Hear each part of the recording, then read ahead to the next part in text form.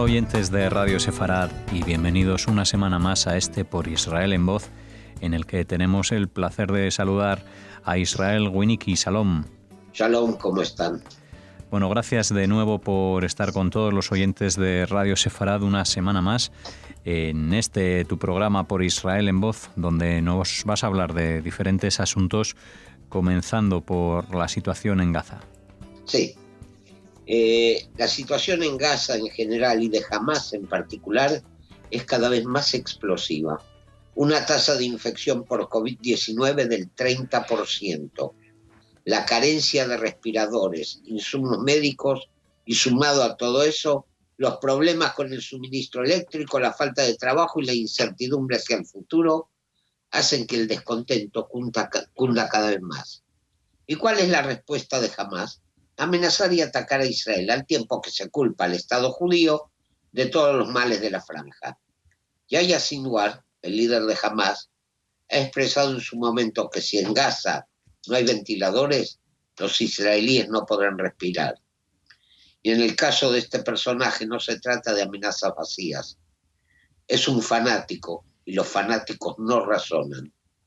No va a vacilar en provocar otro conflicto de gran envergadura con Israel como el del 2014, ni si no se cumple con sus exigencias.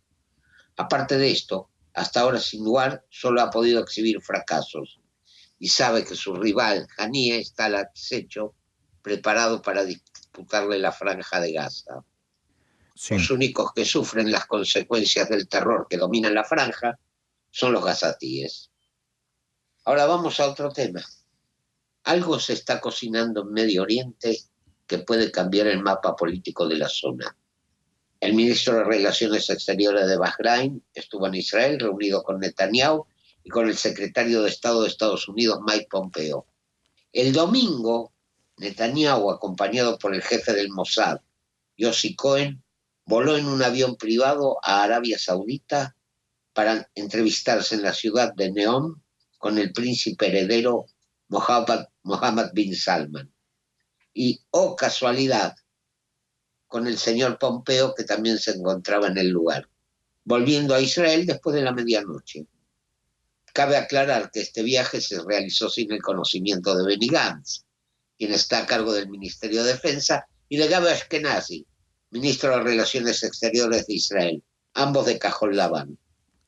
Según el informe del vocero de la oficina del primer ministro, el viaje fue para un posible acuerdo de paz, pero teniendo en cuenta el resultado de las elecciones en Estados Unidos y el riesgo de que el nuevo gobierno de ese país vuelva al pacto nuclear con Irán, no me extrañaría que ese viaje sea el preámbulo de un ataque contra la República Islámica, como regalo de despedida de la administración Trump. No voy a hablar de las posibilidades de derrotar el régimen de los ayatolás, eso se lo dejo a los expertos militares, pero no hay que ser profeta para saber que este ataque, si se produce, va a cambiar definitivamente el mapa de la región.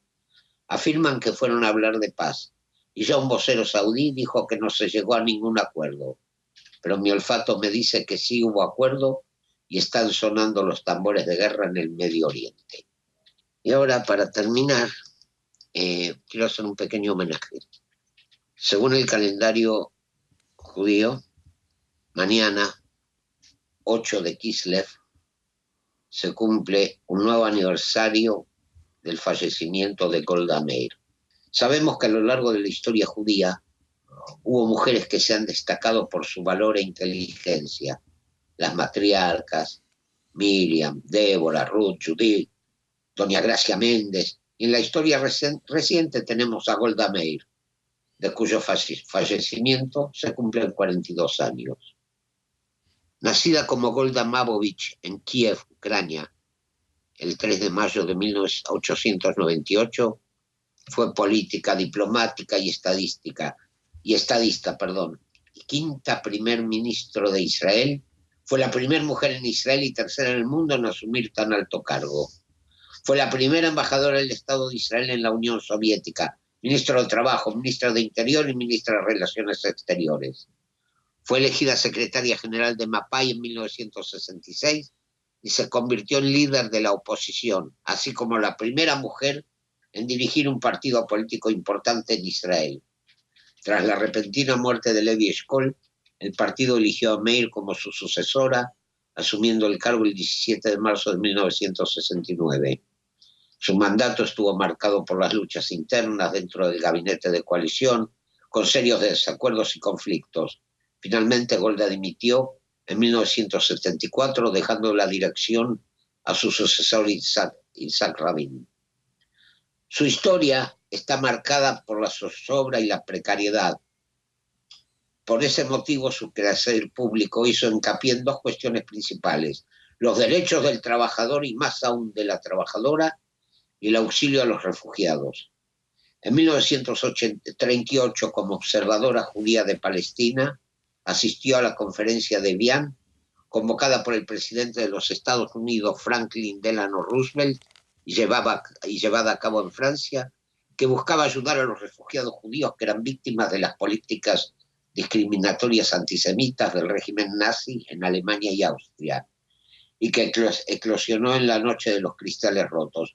Golda se enfureció con la hipocresía de los 32 países occidentales invitados, que llenaron su boca de simpatía por los perseguidos, al tiempo que se excusaban de que por qué sus países no podían ofrecerles refugio. La única excepción fue la República Dominicana, que se comprometió a aceptar 100.000 refugiados con generosas condiciones. De modo similar y por motivos humanitarios, condujo la lucha en contra de las fuertes restricciones a la inmigración judía impuestas por el mandato inglés mediante el Libro Blanco 1939, en vísperas de la Segunda Guerra Mundial. Golda quedó muy decepcionada por el resultado de la conferencia y comentó a la prensa: «Solo hay una cosa que espero ver antes de morir, y es que mi pueblo no necesite de manifestaciones de compasión nunca más». Acerca de Ernest Bevin, a la sazón ministro británico de Exteriores y acérrimo opositor a la apertura de las puertas del mandato a los refugiados de Europa y de su gobierno, dijo Golda Meir al cabo de los años: «No sé si este hombre era demente o solo antisemita o ambas cosas. Los responsables de la política inglesa nunca podrán perdonarnos el habernos convertido en nación sin su expreso consentimiento. No entendieron que el problema de los judíos de Europa no fue creado con el único propósito de hacer quedar mal al gobierno británico». Cuando al concluir la guerra se declaró en huelga de hambre para protestar contra los centros de detención británicos destinados a los sobrevivientes del Holocausto, sintetizó así su pensamiento: «El sionismo no tiene sentido sino para rescatar a los judíos», y agregó: «Tenemos la barriga llena contra los ingleses, pero nuestra principal acusación es que su libro blanco nos convirtió en impotentes, mientras podríamos haber salvado cientos de miles, o aunque más no fuera decenas de miles, o incluso un solo judío». 4 días antes de la creación oficial del Estado, partió en delicadísima misión de incógnito y disfrazada de mujer árabe. Cruzó las líneas enemigas para entrevistarse en Amán el 12 de mayo de 1948 con el emir Abdullah I de Transjordania, para instarle se abstenga de intervenir en la inminente contienda. El rey se mostró evasivo y Golda Meir comprendió que la suerte ya estaba echada. Abdullah le pidió que tuviera paciencia y que no se apresuraran a declarar la independencia, a lo que Golda respondió: «Majestad, nuestro pueblo ha estado esperando por 2000 años. ¿Podría usted llamar a eso prisa?». Finalmente, el 14 de mayo de 1948, en Tel Aviv se declara la independencia, y entre los firmantes estaba la firma de Golda Meir. Más tarde recordaría: «Después de firmar lloré. Cuando yo estudiaba la historia de los Estados Unidos y leía sobre los que firmaron la Declaración de Independencia, no podía imaginar que se trataba de gente real haciendo algo real. Y ahí estaba yo sentada y firmando una Declaración de Independencia». Fue la primera embajador de Israel ante la Unión Soviética, función que cumplió entre el 2 de septiembre de 1948 y marzo de 1949. En ese momento las buenas relaciones con la Unión Soviética eran importantes para la capacidad de Israel de proveerse de armamento desde los países de Europa Oriental para la contienda que acompañó a su independencia. Mientras que Stalin y el ministro de Relaciones Exteriores de la Unión Soviética, Vyacheslav Molotov, buscaban cultivar una fuerte relación con Israel como medio para promover la posición soviética en el Medio Oriente. La comunidad hebrea rusa le ofreció un recibimiento apoteótico. Decenas de miles de judíos moscovitas se acercaron a Golda Meir en ocasión de su visita a la sinagoga coral de Moscú para asistir a los servicios de Rosh Hashanah y de Yom Kippur, llevándola en andas junto al libro de la Torá y vitoreando su nombre. La pasión popular no llegó a confundirla. Si en aquellos días hubiesen enviado a Moscú un palo de escoba, dijo, diciendo que iba en representación de Israel, hubiera tenido el mismo recibimiento. Fue ministro de Relaciones Exteriores. A la muerte de Levi Eshkol, Golda Meir se convirtió en primer ministro. Como en ese cargo, intentó proseguir con el gobierno de coalición nacional vigente desde la Guerra de los 6 días, para lo que sumó a su gobierno a Menachem Begin y a su agrupación de derecha. En su primer discurso ante la Knesset el día de asunción al cargo dijo: estamos dispuestos a hablar de paz con nuestros vecinos en cualquier momento y sobre todos los aspectos. 3 días después Egipto respondió: no hay voz que supere los sonidos de la guerra y no debe haber una voz así, ni tampoco hay un llamamiento más sagrado que el llamamiento a la guerra. Eso fue por intermedio de Gamal Abdel Nasser. Durante su gobierno se produjeron el secuestro del avión de Sabena, célebre porque en su liberación participaron 2 jóvenes militares, futuros primeros ministros de Israel, Ehud Barak y Benjamin Netanyahu. La masacre del Ejército Rojo japonés en el aeropuerto internacional de Lod, actual aeropuerto Ben Gurion, con un saldo de 25 víctimas, y sobre todo el asesinato de 11 atletas israelíes en los Juegos Olímpicos de Múnich. En 1973 se produce la Guerra del Yom Kippur, que tomó al gobierno y al país por total sorpresa. Si bien durante los meses previos a la guerra fluyó abundante información de inteligencia, previniendo sobre las posibilidades de un ataque combinado. El ejército hebreo estaba anquilosado en su preconcepto de que una guerra era de baja probabilidad, todavía emborrachado por el gran éxito de la Guerra de los 6 días. El rey Hussein I de Jordania viajó en forma secreta a Jerusalén para hablar con Golda Meir y la previno de la inminente guerra, pero Golda dudó de sus verdaderas intenciones.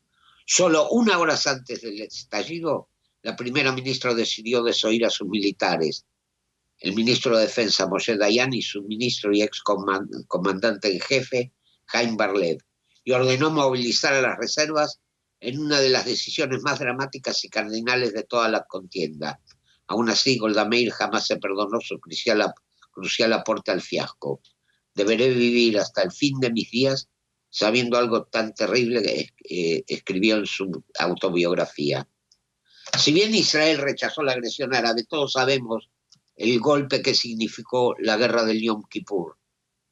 Sin embargo, la Comisión Agranat la libró de todos los de culpa y cargo de lo que ocurrido en la guerra, y todas las responsabilidades por el letargo israelí se cargaron sobre el comandante en jefe, David El-Azhar.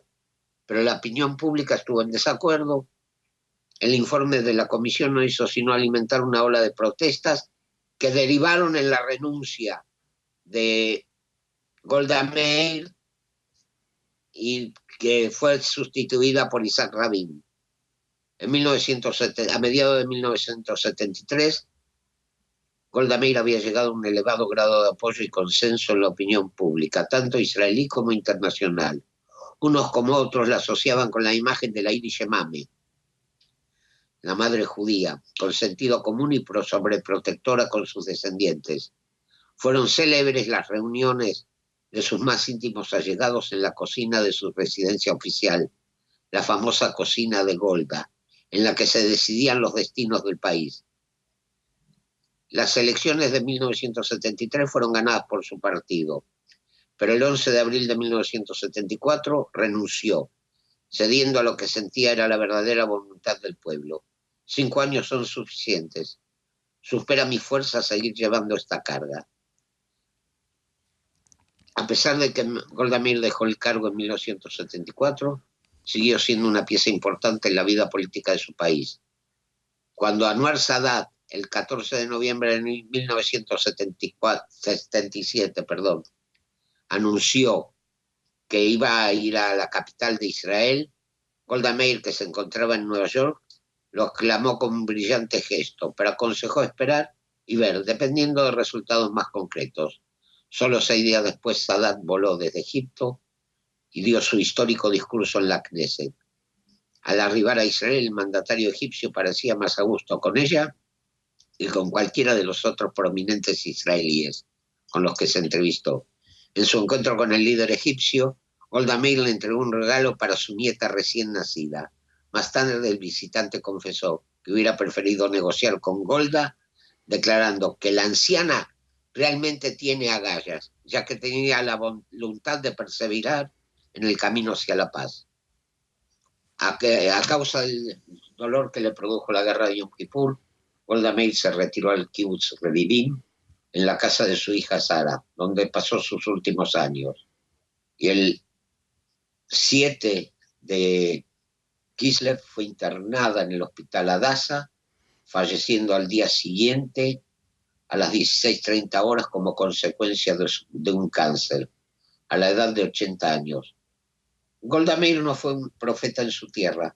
El mundo judío y la comunidad internacional la recuerdan como una dirigente carismática y singular, una matrona judía visceral, capaz de sintetizar la más compleja de las situaciones en una frase sencilla y proverbial con acento yiddish. Su gran valor residió en guiar internamente al país por el sendero del sacrificio. Se podría definir a Golda como modelo, símbolo y revolución del poder femenil en el siglo XX. Muy bien, pues con este homenaje de Israel Winicky a Golda Meir nos despedimos aquí en Por Israel en Voz. Hasta la próxima semana. Gracias como siempre, Israel, por estar con todos los oyentes aquí en este espacio de Por Israel en Voz. No hay por qué, hasta la próxima, si Dios quiere.